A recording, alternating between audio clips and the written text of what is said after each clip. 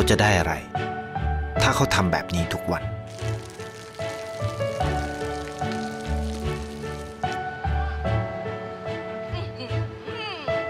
เพิ่งจะมา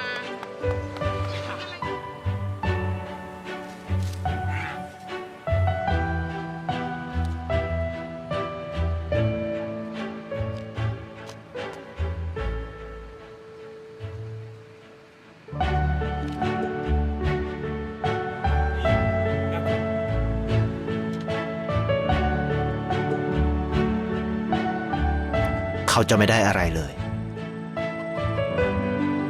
ไม่ได้รวยขึ้น ไม่ได้ออกทีวี ไม่มีใครรู้จัก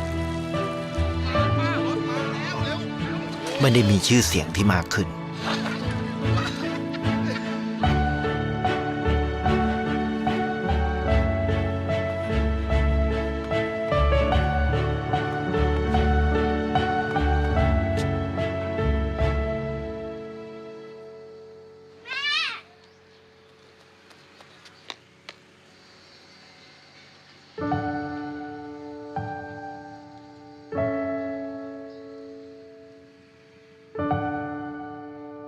เพราะสิ่งที่เขาได้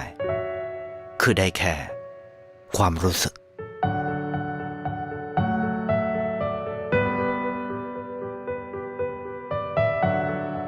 ได้เห็นความสุข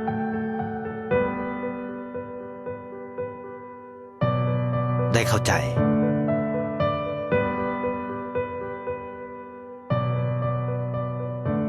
ได้ความรัก ได้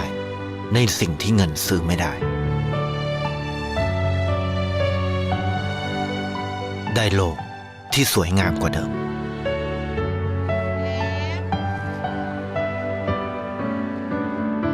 ในชีวิตคุณ อะไรคือสิ่งที่คุณต้องการมากที่สุด ไทยประกันชีวิต